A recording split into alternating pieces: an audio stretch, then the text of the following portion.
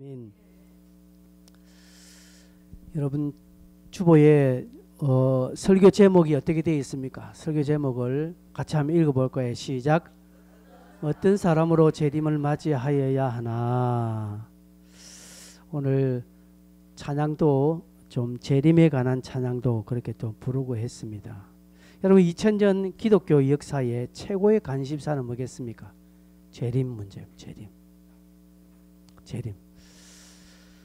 이 재림에 관한 이제 최고의 관심사니까 각종 이단들이 여기에 다 붙어 있어요. 왜냐하면 사도행전 1장 11절에 보면 예수님께서 어찌하여 너가 이렇게 하늘만 냉둥냉둥 바라보고 있느냐. 이 예수는 하늘로 가심을 본 그대로 오시리라 했습니다. 여러분 예수 그리스도는 하늘로 가신 그대로 오십니다. 반드시 오십니다. 그리고 반드시 오시는데 계시록 2장에도 그렇고 계시록 22장 7절에 보면 어떻게 오신다고요? 내가 속히 온다. 빨리 온다. 12절에도 보면 내가 속히 오리니 20절에도 내가 진실로 속히 온다. 계시록 2장에도 그런 표현들 많이 있지만 주님이 오시긴 오시는데 속히 오신다. 속히 빨리.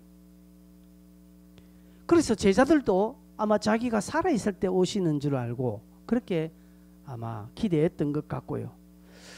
주님께서 이렇게 속히 오신다고 하니까 다 그 당시 사람들은 초대교회 당시는 다 자기 때 오시는 걸로 그렇게 여겼습니다. 또한 여기에 또 신흥 종교들이 갖다 붙어서 언제 오신다 날짜를 갖다 붙입니다. 근데 우리가 성경에는 반드시 이렇게 되어 있습니다. 사도행전 1장 7절 어떻게 되어 있습니까? 때와 시기는 아버지께서 자기 권한에 두신 너희가 알 바 아니라고 하는데 어떻게 저게 알려고 설치는 인간들이 많은지 모르겠습니다. 여러분 잘 아시는 대로 다미성교회가 그죠?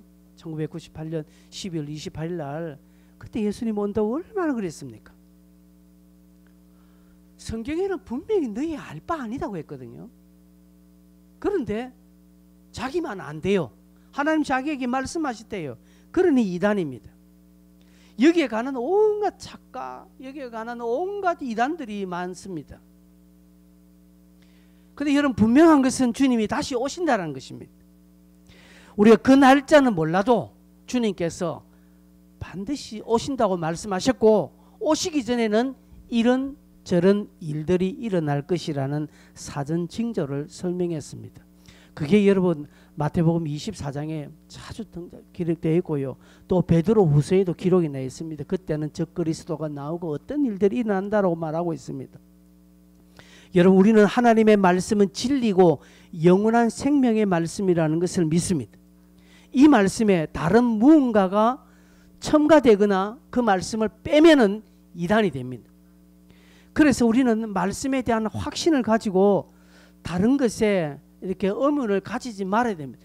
성경이 보여주시는 만큼 우리는 보고 믿고 아멘 해야지 성경이 말하지 않은 부분은 거기에 뭔가 자꾸 의미를 갖다 두고 아모스에 하나님은 자기의 것을 그의 선지자들에게 보이지 않는 법이 없느니라 또 창세기에 아브라함에게 말씀하시지 않고 행하는 법이 없느니라 이런 말씀을 가지고 자기들한테 말했다는 것이죠. 이단들은 그렇게 말합니다. 다미성경 특별히 그런 이야기 했습니다. 봐라 아모스 선지자는 자기의 뜻을 선지자에게는 보이지 않는 법이 없다. 보여준대요. 여러분 그 말은 그게 아니거든요. 성경엔 이 성경 구절이 저 성경 구절에도 맞아야 합니다. 이 성경 구절은 이 성경 구절에 부합되어야 그게 성경입니다. 그런데 여기는 이 말이고 저긴 저 말이면 이게 뜻이 다르다는 것이죠. 주여 주여 하는 자마다 다 구원받지 못한다고 했습니다. 그런데 베드로는 누구든지 주의 이름을 부르면 구원받는다고 했습니다.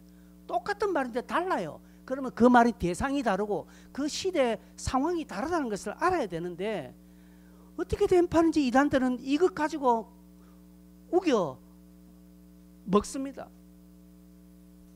여러분 우리는 분명히 알아야 됩니다. 하나님은 그의 일시를 하나님께 두고 너희 알 바 아니라고 했고 이런 일이 일어나고 난 뒤에야 주님이 오신다는 그 말씀을 우리는 보고 그 말씀에 대한 믿음을 가지고 착각하지 말아야 합니다. 베드로도 오늘 그런 것을 알고 9절에 이렇게 말합니다. 사랑하는 자들아, 주께는 하루가 천년 같고 천년이 하루 같다는 이 한 가지를 잊지 말라라고 말합니다. 하루가 천년 같고 천년이 하루 같다라는 것은 하나님의 시간 개념과 인간의 시간 개념이 다르다는 말입니다. 하나님은 시간의 제한을 받으시지 않지요. 하나님은 공간의 제한을 받지 않습니다. 그리고 또한 과거, 현재, 미래, 하나님은 동시에 보시는 분입니다. 하나님은 시간의 창조주입니다. 하나님이 시간을 만드셨어요. 하나님의 시간은 영원입니다. 그러기에 하나님의 1초가 인간에게 천년이 될 수 있고 인간의 천년이 하나님에게는 1초가 될 수 있다는 이 논리를 우리는 믿어야 합니다. 우리는 1분에 60초, 하루는 24시간, 일주일에 7일, 1년 365일 또는 366일 이런 나름대로 시간의 틀이 있지만 하나님에게는 시간의 틀이 없습니다. 베드로는 하나님의 시간과 우리의 시간이 다르다는 사실을 너희들은 꼭 기억해라. 왜 자꾸 너희들의 시간 개념으로 하나님의 뜻, 하나님의 일을 그렇게 계산하려고 하느냐 지적하고 있습니다. 아마 당시에도 주님이 언제 오신다라는 그런 이단들이 있었던 것 같습니다. 그런 것은 여러분 주님이 속히 오시겠다, 다시 오시겠다고 약속해놓고 지금 2000년이나 지난 이 시간까지 오지 않고 있으므로 많은 무지한 사람들은 재림이 없다라고 말합니다. 베드로 당시에도 이런 자들이 있어서 수많은 사람을 미혹했죠. 오늘 우리가 9절에도 보면 재림이 더디니까 주의 약속은 어떤 이들이 더디다고 생각하는 것 같이 더딘 것이 아니라, 그래서 재림이 없다라고 말하는 사람이 있습니다. 또 위에 4절에 올라가면 3장 4절에 오면 주께서 강림하신 약속이 어디 있느냐, 재림이 어디 있느냐 라고 이렇게 말하는 사람들이 많다는 것입니다. 이토록 착각을 하게끔 재림이 늦은 이유가 뭐겠습니까? 여러분 그렇습니다. 저도 이런 말 자주 했습니다. 제가 예전부터 나는 내 살아있을 때 주님이 재림하시지 않겠나, 그렇게 여러분 제가 종종 말했습니다. 근데 모릅니다 이것도. 근데 제 생전에 내 때에 내 당대에 주님이 재림하시지 않겠나라는 바람을 가지고 있는 것이죠. 근데 안 될 수 있습니다. 우리 자녀 때도 아닐 수 있습니다. 뭐 200년 300년 뒤에도 안 될 수 있고 재림이 늦을 수 있습니다. 그 늦은 이유가 뭘까요? 주님은 분명하게 계시록 속히 온다는 것은 빠르다는 표현이거든요. 속히 오신다고 약속을 하신 주님께서 왜 이렇게 2000년 넘게 오시지 않을까? 그러니까 사람들은 재림이 없다, 예수님 뻥치셨다, 기독교가 가짜다라고 합니다. 그런데 우리는 믿습니다. 반드시 주님은 오십니다. 그리고 주의 약속하신 말씀은 진리라는 사실을 믿습니다. 그럼 왜 그렇게 늦게 오실까요? 이렇게 늦게 오시는 것은 9절에 뭐라고 표현되어 있습니까? 오래 참으사 아무도 멸망하지 아니하고 다 회개하기에 이르기를 원하시느니라고 말씀합니다. 주님이 재림이 늦으신 것은 아무쪼록 많은 사람들이 회개하고 주님 앞에 돌아오기를 지금 기다리시기 때문에 그렇다는 사실이죠. 한 사람이라도 더 구원의 문에, 천국의 문에 들어오기를 바라는 주님의 사랑 때문에 늦으시는 것입니다. 부모가 자식을 끝까지 참지요. 한 번 참고, 두 번 참고, 세 번 참고, 네 번 참고, 5번까지 참는 거. 그러니까 자식들이 바뀌어지기를 기다리는 마음 때문에 그런 것처럼 우리 예수님의 재림이 늦으신 이유도 그것입니다. 그런데 또 하나 여기 의문스러운 것은 10절에 보면 주의 날이 도둑같이 오리니라고 말합니다. 주님의 재림이 많은 사람의 구원을 위하여서 늦으신 것이라면 뭐 그까지는 우리는 이해를 합니다. 그런데 왜 도적같이 오신다라는 표현을 쓸까요? 마태복음을 보면 주님께서 이런 비유적으로 말씀을 많이 합니다. 이제 내가 한밤중에 오실런지 이날에나 저날에나 언제 오실지는 모른다. 그리고 아무도 모르게 오신다라는 표현들이 주님의 비유에도 많이 등장합니다. 근데 왜 하필이면 도적같이입니까? 내가 갑자기 올 것이다. 내가 어느 날 아무도 모르게 올 것이다. 이런 표현을 쓰지 왜 도적같이 온다는 것이죠. 좀 안 좋은 표현을 왜 이렇게 쓰실까요? 도적같이. 뭐가 주님께서 뜻하지 못해서 그렇습니까? 이왕 오실 것 같으면 화려하게 빵빵하게 그냥 거창하게 전 우주적으로 화려하게 오시지 않고 왜 그렇게 도적같이 오신다라는 것입니까? 여러분 도적의 특징이 뭡니까? 도적의 특징은요. 예? 아무도 모르게 예고 없이. 그리고 도적은 어떻게 옵니까? 철저하게 계획하고 오죠. 여러분 도둑놈이 아무런 계획 없이 그냥 그렇게 하는 이거는 그냥 좁쌀 도적이고 진짜 오리지널 도적은요. 철저하게 계산하고 계획하고 준비하고 오지 않습니까? 우리 주님도 그렇게 오신다는 것이죠. 그리고 아무도 모르게 오신다는 것이죠. 그러면 왜 주님께서 이렇게 도적같이 오신다라고 말씀하십니까? 그렇게 오시는 이유가 뭡니까? 그 이유는 알곡과 가라지를 구분하기 위해서 그렇습니다. 즉 착하고 충성된 종들을 위하여서 오는 것입니다. 여러분 만약에 주님께서 예고하고 오신다면 어떨까요? 진짜와 가짜가 드러날까요? 안 드러날까요? 안 드러납니다. 여러분 생각해 보십시오. 2024년 올 12월 달에 진짜 주님이 오신다 하면 대한민국에 있는 모든 그동안 띨띨하게 디디하게 지저분하게 예수 믿었던 인간들이 다 지금부터 꾸역꾸역 교회를 안 끼어 나오겠습니까? 지금부터 얼마나 열심히 하겠습니까? 얼마나 기도하겠습니까? 저녁 기도회마다 새벽 기도회마다 벅벅벅 넘칠 겁니다. 아마 여러분도 안 그렇겠습니까? 지금쯤 이제 한 3개월 정도쯤은 좀 표를 내야 되지 않겠습니까? 합니다.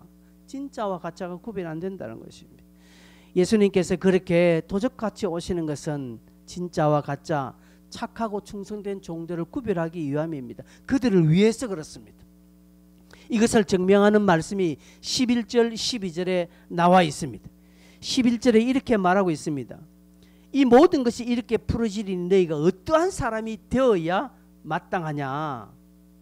이렇게 되는 것은 너희가 어떠한 사람이 되어야 할지를 말하기 위함이다. 주님께서 도적같이 오시는 것은 너희로 하여금 이런 사람이 되도록 하시기 위해서 도적같이 오신다라는 것이죠. 그럼 어떤 사람이 되어야 되느냐는 것이죠. 우리는 싫든 좋든 간에 불현듯 주의 재림을 다 맞이하게 됩니다. 당하게 됩니다. 그런데 어떤 사람이 되어서 주의 재림을 맞이해야 하는가? 이게 오늘 말씀의 제목이고요. 가르침의 핵심입니다. 여러분 어떤 사람이 되어서 저는 가끔 이렇게 목욕탕에서 사우나에 있을 때 사우나탕에 땀 빼고 있을 때 이때 만약에 주님이 빡 나타나면 옷을 어떻게 입고 그때 막 들림 받았빈데 홀라당 벗고 그냥 막 들림 받으면 얼마나 창피스럽나 이런 생각도 해요. 물론 그때는 그런 게 없어지겠죠. 내가 저 바닷가에서 띵가띵가 놀면서 낚시질하면서 주님 맞이하면 어떨까? 이왕이면 이 자리에 기도하고 중간에 예수님이 쫙 오면 얼마나 여러분 빛나겠습니까? 사람들이 볼 때도 그렇고 주님께서 보실 때 얼마나 그렇겠습니까? 그런 생각 가끔 해요. 저 자전거 타고 저 낙동강 달리고 있는데 주님 오면 좀 죄송스럽잖아요. 그죠? 여러분 우리는 어떤 사람이 되어서 재림을 맞이하면 좋을까요? 여러분 주보에 제가 기록해놨죠. 첫째는요. 거룩한 행실의 사람이 되어야 됩니다. 거룩한 행실의 사람이 된 저 거룩한 삶을 살아야 된다는 것이죠. 11절을 보니까 이렇게 되어 있습니다. 어떤 사람이 되어야 마땅하냐? 거룩한 행실과 경건함으로 되어 있습니다. 우리에게 거룩한 행실과 경건한 사람이 되어라는 것이죠. 주님이 이렇게 도적같이 오는 것은 너희들에게 이렇게 기회를 주기 위함이다. 그래서 너희가 어떻게 살아야 되겠노? 거룩한 행실의 사람이 되어라는, 저 거룩하게 살아라는 것이죠. 레위기 11장 45절에 보면 내가 거룩하니 너희도 거룩할지어다 라고 했습니다. 거룩에 관해서는 여러분 제가 그동안 말씀을 많이 했으면 여러분 웬만하면 거룩이 뭐냐는 압니다. 거룩은 구별된 것이지 않습니까? 분별된 것입니다. 도덕적인 삶을 뛰어넘어서 하나님은 우리에게 구별된 삶, 분별된 삶을 요구합니다. 즉 세상 사람들과 다른 종류의 사람이 되어라는 것이죠. 세상 사람들과 다른 생활을 해라는 게 아닙니다, 여러분. 세상 사람들과 다른 사람이 되어야 합니다. 생활 같은 것은요, 도덕적인 차원이 많죠. 우리는 아예 질이 다른 사람이 되어야 됩니다. 이미 우리는 질이 다른 사람이 되었습니다. 그러면 그 다음에 거룩한 행실이 따라와야 되죠. 정말 우리가 그리스도인이고 세상 예수를 믿는 사람이라면 세상 사람들과 다른 삶을 살아야 합니다. 진짜 예수 믿고 주님이 오신다는 그 재림을 우리가 믿는다면, 우리 안에 예수의 생명이 있고 내가 성령을 받은 사람이라면 우리는 세상과 같을 수 없습니다. 여러분의 생각과 여러분의 판단과 계획이 세상 사람들과 똑같다면 여러분 조심해야 됩니다. 여러분 거룩한 사람이 되지 않는 겁니다. 여러분 불신자나 우리나 사는 게 뭐가 다를까요? 그들도 새끼 밥 먹고 우리도 새끼 밥 먹고요. 우리도 월급 타야 되고, 우리 월급 안 받아 우리도 쫄쫄 굶고요. 우리도 잘못하면 빚질 수 있고, 우리도 잘못하면 넘어질 수 있고 합니다. 세상 사람과 우리의 생각은 비슷해요. 근데 사람은 달라야 된다. 어떤 사람요? 우리는 예수를 믿은 하나님의 백성이 된 것입니다. 그러면 가치는 달라야 됩니다. 가치, 그들과 행실은 삶은 같아 할지라도 가치가 달라야 되는 것입니다. 그렇기 때문에 우리가 월급 받으면 11조 하는 이유가 여기 있고요. 그렇기 때문에 주일날은 다른 것 하지 않고 교회 나와서 예배 드리고요. 그렇기 때문에 우리는 뭐 시간이 날 때마다 뭐 또 그렇지 아니할지라도 우리는 늘 하나님 앞에 기도하는 삶을 사는 거죠. 이거는 다른 사람이라는 것을 보여주는 겁니다. 그들과 다른 생활하는 거 아닙니다. 여러분 예수 믿는 사람이 안 믿는 사람보다 더 생활은 안 좋을 수 있습니다. 그럼에도 불구하고 우리는 가치는 다르다는 것이죠.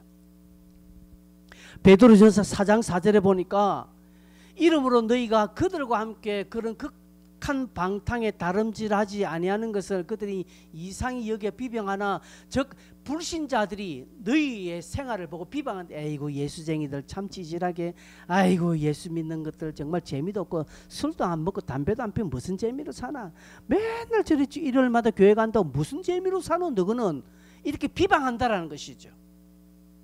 그러나 성경은 말합니다. 너희와 그들은 다르다라는 것이죠. 사는 것은요 그들과 우리가 별 바는 없어요. 불신자들과 우리가 사는 거 별 바는 없어요. 그러나 달라야 되는, 우리의 가치가 달라. 여러분의 사고가 불신자들과 같다면 조심해야 됩니다. 여러분의 말이 불신자들과 똑같다면 조심해야 됩니다. 우리는 다릅니다. 그렇게 다르면요 이웃이 인정합니다. 아, 저 사람들 참, 저 사람들 가난하게 사는데 참 너무 얼굴이 너무 밝아. 저 사람들은 참 어렵게 사는데 뭐 안 되는데 보면 얼굴이 밝고 뭐 말이 달라. 말이 늘 긍정적이야. 저 사람들은 다르다는 것이죠. 보니까 예수쟁이라는 게 안다라는 것이죠. 저 사람들 참 그런데 참 인사성이 밝아. 우리 아파트 보면 전부 다 모른 체 한데 저 집 매도실은 늘 인사하고 얼굴이 밝아. 알고 보니까 예수쟁이라는 것이. 그들이 그렇게 인정하는 거룩한 행실의 삶이 되어야 되는 것입니다. 두 번째요, 경건한 사람이 되어야 합니다. 경건, 이것도 지난번에 말했습니다. 제가 짧게 말하기에요. 여러분 경건은 뭡니까? 경건은 어깨에 힘주고 말을 근엄하게 천천하게 행동도 좀 바르게 한다고 이게 경건입니까? 결코 아닙니다. 한마디로 경건은 지금 하나님의 요구하시는 것에 반응하는 것이 경건입니다. 제가 이야기했습니다. 지금 내가 지금 여러분 이 시간 지금 여러분이 이 시간 하나님이 여러분에게 무엇을 요구하실까요? 그 요구하시는 것에 반응하는 것이 경건한 것입니다. 그래서 디모데후서 3장 12절에 경건하게 살고자 하는 자는 핍박을 받는다는 거죠. 왜 핍박받습니까? 다른 삶을 살기 때문에 핍박받지 않겠습니까? 내가 저 혼자 저 산 아주 깊은 산골에 내 혼자 살면 내가 핍박받을 이유가 뭐 어디 있습니까? 없죠. 그러나 우리가 함께 살기 때문에 함께 사는 곳에서 내가 마땅히 오늘 하나님이 요구하시는 것에 반응하니까 세상 사람들은 비방하고요, 핍박한다는 것이죠. 주일이니까 당연하게 교회 나가는 거예요. 왜 하나님이 그걸 요구하시는 거니까. 식당 시간에 식당에서 같이 밥 먹을 때 내가 딱 밥 놓고 기도할 때 왜 하나님이 그때 그걸 요구하시니까 경건하다는 것이죠. 함께 울 때 나도 함께 우는 것이 경건한 것입니다. 함께 웃을 때 함께 웃어주는 것이 경건한 것입니다. 어떤 사람은 다 억수로 막 이를 깨물고 안 웃습니다. 그리고 뭐 울음도 참습니다. 그거 경건한 거 아니에요. 박수 칠 때는요, 함께 박수 치는 것이 경건한 것입니다. 남들이 찬송할 때 박수 칠 때 딱 혼자 어깨 깍지 끼고요 박수 안 치는 거, 그거 경건한 거 아닙니다. 손 놔둬서 뭐 합니까? 박수 치는 거예요. 이때 찬송할 때 박수 치니까 누가 한 사람 박수 치면 같이 따라해 주니까 그 경건한 사람이에요. 그런데 속으로 찬송할 때 박수 치고 방정맞게 아니에요. 함께 다른 사람이 함께 막 큰 소리 기도하는데 지 혼자 경건하지 않습니다. 저는 그렇게 봅니다. 왜? 하나님이 지금 우리 공동체에, 하나님이 지금 우리 자리에서 요구하시는 것이 그것이라면 그것을 감당하는 것이 내가 경건한 거예요. 근데 딱 자기는 뭐라고 딱 다르게 하는 거 아니라는 것이죠. 저도 가끔 노예 보면요, 시종일관 어떤 목사님 막 예배 때도 딱 설교 때도 누가 다른 사람이 설교하는데도 딱 그랬습니다. 자기가 자기 교회에서 설교할 때 성도들이 그러면 그 사람은 손가락질 욕할 거예요. 뭘 할 거예요. 그런데도 자기는 그러면 입술도요, 뭐 아랫입 입술이 윗입술도 없습니다. 그래가지고 끝까지 그래 있습니다. 저는 그걸 경건하다라고 생각하지 않습니다. 여러분, 디모데전서 4장 7절 8절에 이렇게 되어 있습니다. 경건을 뭘 하라고 합니까? 경건에 이르도록 네 자신을 연습해라고 말합니다. 연단하라고 말합니다. 경건은 연습해야 됩니다. 그래서 여러분, 제가 여러분에게 이렇게 하십시오 저렇게 하면 그 연습하셔야 됩니다. 사무엘하 6장에 보면 다윗성에 이제 괴가 들어오니까 다윗이 막 속옷이 보이듯 뛰었거든요. 왕이 채통머리 없이 저렇게 뛰었다는 것이죠. 그래서 미갈이 속으로 업신여겼습니다. 누가 복받았습니까? 경건한 다윗은 복받고 미갈은 자녀를 낳지 못하는 저주를 받습니다. 왜요? 개가 들어올 때 기뻐하고 찬양하거든요. 그때는 왕이고 뭐고 막 그런 게 채통에서 그때는 기뻐하는 게 하나님 앞에 경건한 모습이기 때문에 그렇습니다.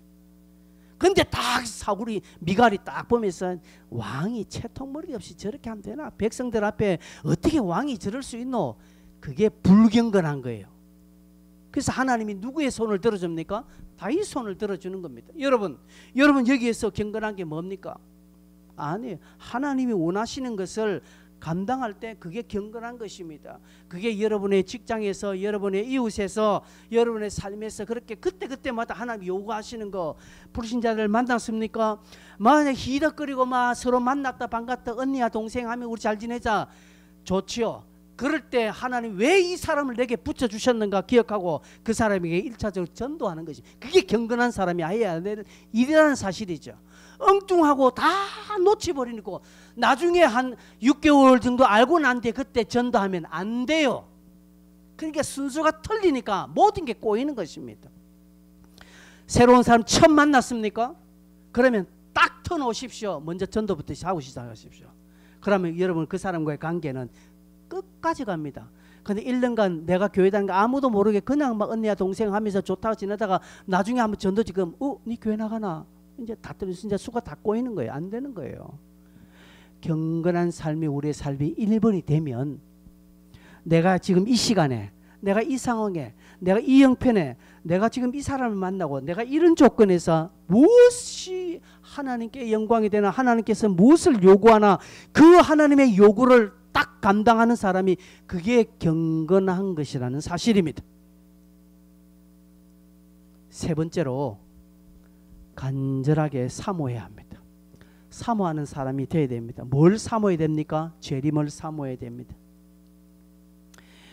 주기철 목사님은 하늘에 이상한 구름만 떠도 주님이 오시지 않겠나라고 하며 주님 고대가라는 찬송을 불렀습니다.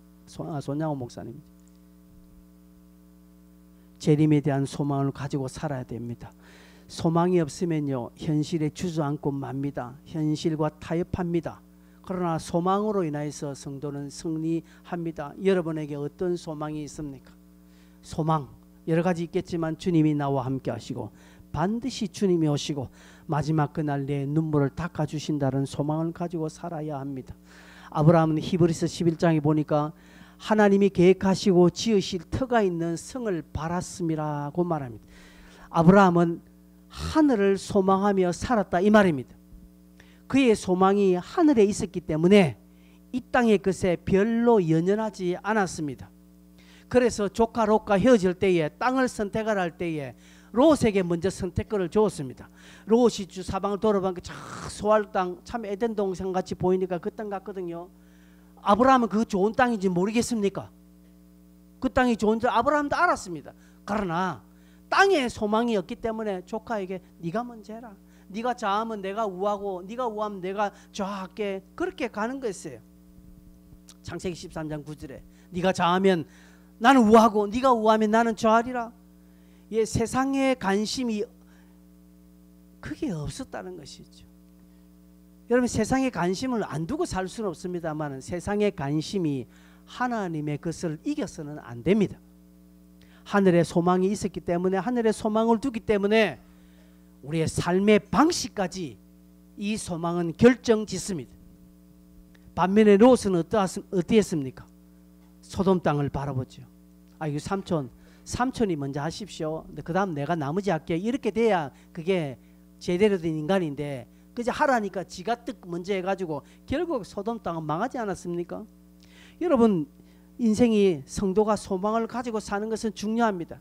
재림을 간절히 바라고 소망하는 것은 우리의 삶의 태도를 결정짓는데 중요한 역할을 합니다.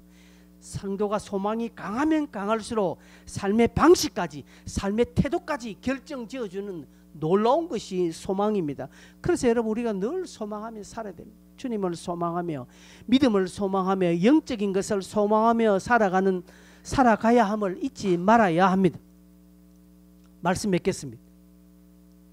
오늘 제가 목숨을 걸고 11시까지 마친다고 제가 했기 때문에